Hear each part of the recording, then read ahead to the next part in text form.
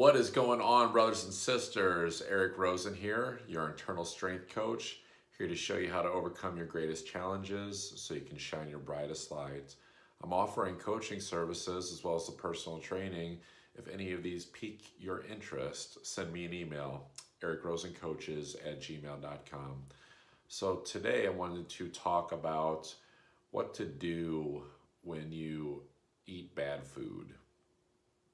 I gave this talk the other day on a video about the importance of eating high frequency foods, especially raw fruits and vegetables, moderate amounts of fish, sweet potatoes, carrots, things of that nature. And that it's, really crucial, especially in American culture, because we're subjected to so many toxins on a daily basis. But the reality of it is that even myself, I occasionally will venture off what I eat, on a normal basis. Like the cravings, they do come. So that's what I want to talk about, is like what to do when that probably inevitably is going to happen. Now, first though, I do want to talk about the things that you should not do. Okay, number one,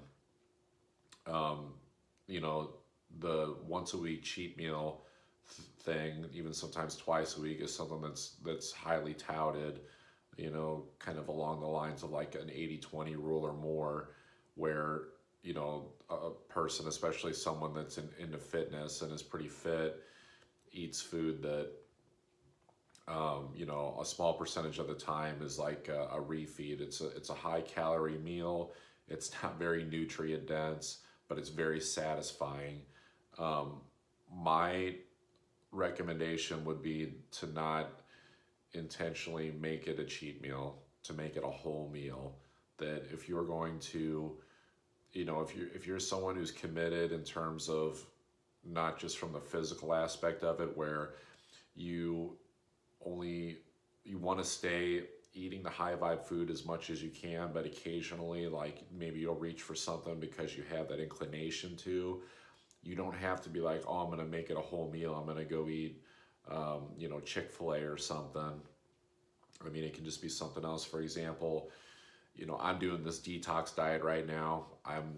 So I had a meal of salmon, some kale, and some carrots. And afterwards, I was still kind of hungry, so I actually put some honey, like on some almond butter, which isn't really like a cheat, but I mean, it's almond butter. It's a higher fat food, so I'm trying to go like low fat right now. So I didn't make it a whole meal where I just like smashed a bunch of hamburgers. I just had something a little bit at the end. So number two, don't do it all the time. I don't recommend doing a cheat meal like every single week. I also don't recommend planning it. I think that you should listen to your body. There's been a lot of times where I've been really strict on dieting, and then I'll have a string of a few days in a row where I'm actually not feeling well, and I kind of try everything to balance it out. Nothing works. And then finally I just go and actually had a cheat meal, like the full meal, and there was something in there, whether it was, salt, the sodium, or maybe I wasn't getting enough fats or something. I actually felt amazing, not only after the cheat meal, but even the following days afterwards. So that's an instance of where it's beneficial actually not to plan it, to just listen to your body, as opposed to be like, okay, we're just going to keep the poison drip of the toxins going. We're going to throw in the cheat meal once a week. So the other thing too is like, don't keep repeating this. Don't repeat, if you're going to do the cheat meal or even the cheat food, like don't keep like repeating it. Don't get stuck in that pattern. It's very common, especially if it's a whole cheat meal, to be like, well, I felt really great when I had that on Sunday night. And then you like get that itch like on a Tuesday again. And you're like, well, maybe I can just do it again. It worked so well last time. Or maybe I can just have a little bit. Or maybe I can just have a little bit of ice cream or something. And that's how shit gets out of control. That is how it goes from just feeling pretty good and like putting a little bit of that food in, and then all of a sudden one day you just overdo it, and or maybe you just, it's kind of like the straw that broke the camel's proverbial back, and now all of a sudden it didn't work very well. Now you feel like shit, and now you feel like shit for several days or even weeks. That's been my experience. It's like it's that culmination effect of like I kept putting the bad food in and I probably shouldn't have.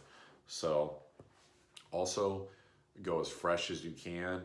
Stay away from like prepackaged stuff. The prepackaged stuff is like the worst. So like I gave the example of the almond butter, and I know that's not really like a cheat to most people, but like it's freshly made almond butter. It was like freshly made and ground at the grocery store. It wasn't like a pack of fucking Oreos. Okay, so avoiding fast food. That's my experience. That's a real easy way to pick up like nasty shit that you do not fucking want, like bugs and parasites, and just the whole process, the whole fast food process is just fucked. So staying away from fast food, staying away from pizza, do your absolute best to avoid dairy, avoid, try to avoid wheat.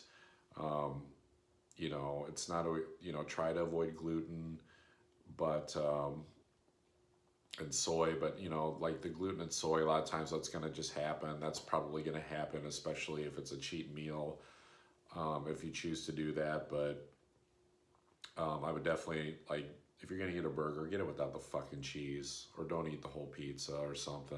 Maybe just have one slice, I guess. But be prepared. Like this whole thing, like, oh yeah, I think I might be allergic to dairy, or lactose intolerant. Everybody's everybody's intolerant to dairy. You lose that enzyme to digest that stuff. Once you get past infancy. So that said, now that I've banged the drum for what not to fucking do, let's talk about what you can do. So what I call this is actually my method. I call it harmonizing the food frequency with my frequency. So what that means is,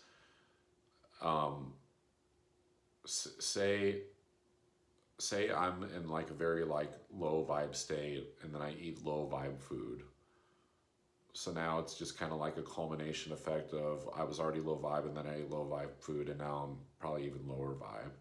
So I'm not exactly, I can't say for sure exactly how this works when I do it, but what I do is I literally like look at my food, and I just kind of like wave my hand over it, and I'm like, okay, I'm harmonizing this food's frequency with my frequency. Like this is going to be totally okay to eat this. It's not going to be damaging. And either one of two things is happening. Either one, or maybe a little bit of both. I'm putting myself in like not only like a higher vibe state where I'm not stressing about what I'm eating. I'm not feeling guilty about it. I'm basically just believing that it's going to agree with me instead of the worry about is this going to work or not. Because wherever the thoughts go, is where the energy is going to flow. So if I'm sitting there like, oh, this is going to fuck me up, guess what? It's probably going to fuck me up when I eat it. So it's either I am harmonizing the frequency of the food with me, or to where like we're compatible, or I'm putting myself in like this higher vibe state to where actually when I do eat the low vibe food, it's okay because I am so high vibe at this point.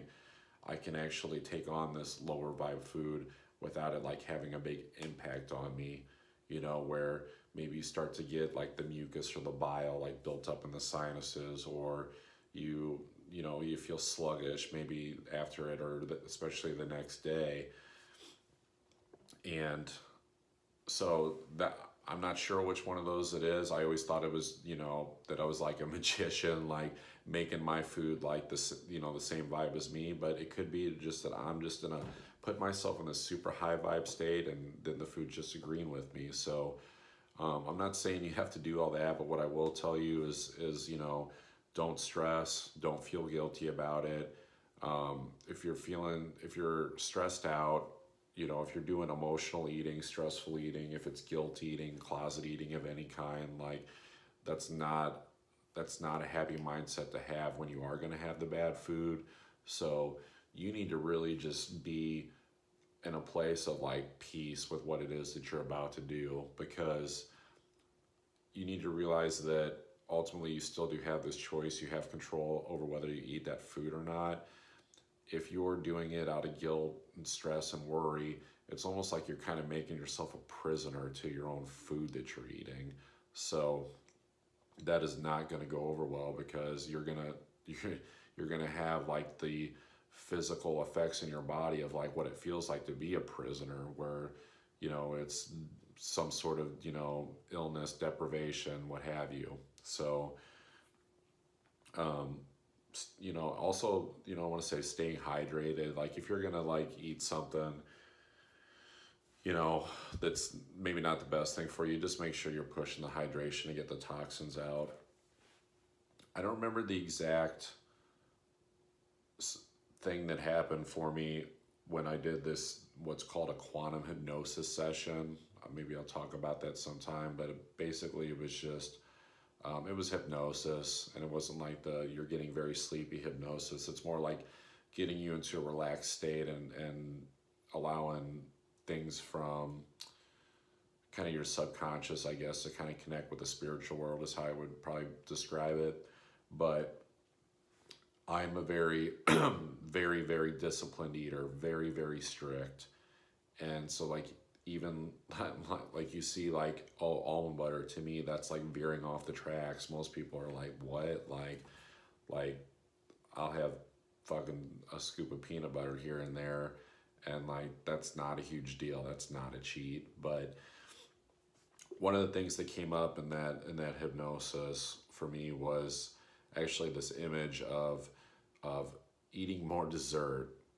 And I think it's more of a metaphor, but it's more like, hey, because it can go too far. It can go too far with the eating habits, the disciplined eating, where you're almost stressing yourself out about it.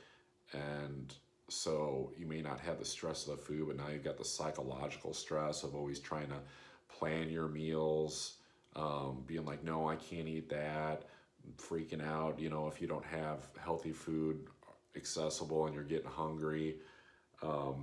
So, I think for me, it was kind of like, look, it's okay to have something every once in a while. Like it's okay to have a dessert here and there. You don't have to be so strict and disciplined about it. So, you know, that's what I want to connect with the people out there that already are eating healthy, and you really turn your nose up at like, lower vibe, just bad food, is that it's okay sometimes. It's okay.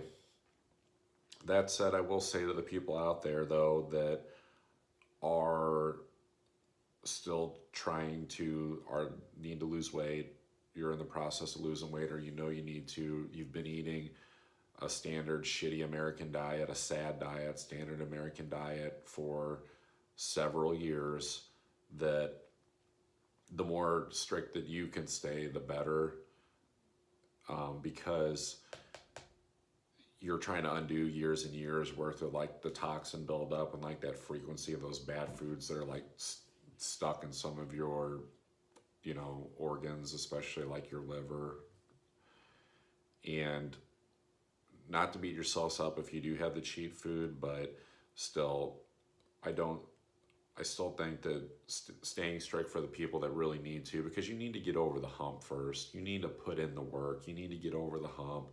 You need to prove to yourself that you're not a prisoner to your food, to your indulgences, that you can eat clean and eat healthy and lose the weight and get to where you want to go. And then it's knowing that it's okay to like have a little bit of an indulgence here and there. But again, do not beat yourself up, quit your diet, or say, well, maybe next week or maybe next year if it doesn't work out, and you slip up or something. So that's what I got for you guys today. Harmonizing your food. So just stay in a high vibe state with your food, and don't don't go too crazy, and I think you'll be fine. You'll find that, you know, you can have a little bit. It's okay. So that's a lesson that I'm learning too. So hopefully it helps you guys out as well. Signing off, coaching's available, personal training's available. I'm going to get out of here. I will see you guys tomorrow in love and light and love and truth. You guys take care.